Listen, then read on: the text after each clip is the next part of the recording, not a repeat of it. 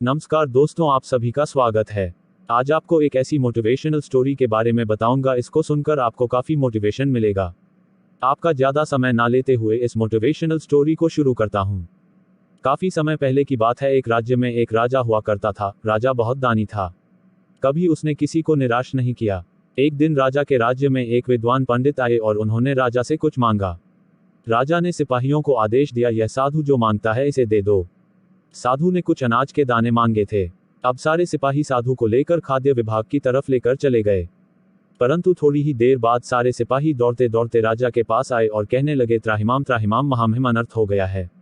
राजा ने भी आश्चर्यचकित होकर उनसे पूछा कि ऐसा क्या हुआ है। उसने तो अनाज के कुछ दाने मांगे थे। सिपाहियों ने कहा, नहीं महामहिम, यह साधु बहुत बुद्धिमान है।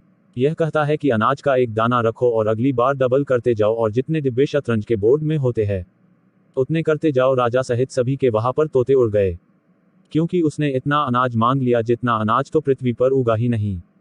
साधु ने कितना अनाज मांगा था? सारी माउंट एवरेस्ट की चोटियों को ले लिया जाए, लेकिन जितना अनाज साधु ने मांगा था, माउंट एवरेस्ट की चोटी उस अनाज की तुलना में एक चौथाई भी नहीं है। यहाँ पर एक बात निकल के आती है कि कंपाउंड इंटरेस्ट या चक्रवृद्धि ब्याज की ताकत क्या है। एल्बर्ट आइंस्टीन ने इसी वजह से कंपाउंड इंटरेस्ट को दुनिया का 8वां अजूबा बोला है। मैं आपको इसके माध्यम से कंपाउंड इंटरेस्ट की ताकत को ही समझाना चाहता था। अगर हम 1% भी दिन में सुधार करते हैं, अगर उसको लगातार 1 महीने, 3 महीने, 6 महीने या साल भर तक भी करते हैं, कंपाउंड इंटरेस्ट की ताकत के साथ साथ वह ग्रोथ हमें देखने को मिलती है।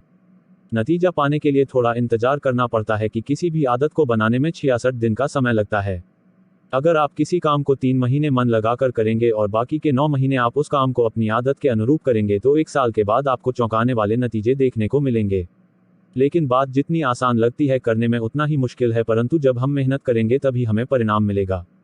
जितना मैं आपको बता सकता था इस मोटिवेशनल स्टोरी के माध्यम से, उतना मैंने आपको बता दिया। इसके अलावा भी अगर आपके कोई सवाल या सुझाव है तो आप कमेंट सेक्शन में कमेंट करके मुझे बता सकते हैं। अंततः आपका बहुमूल्य और कीमती समय देने के लिए धन्यवाद। दिल से आपका शुक्रिया।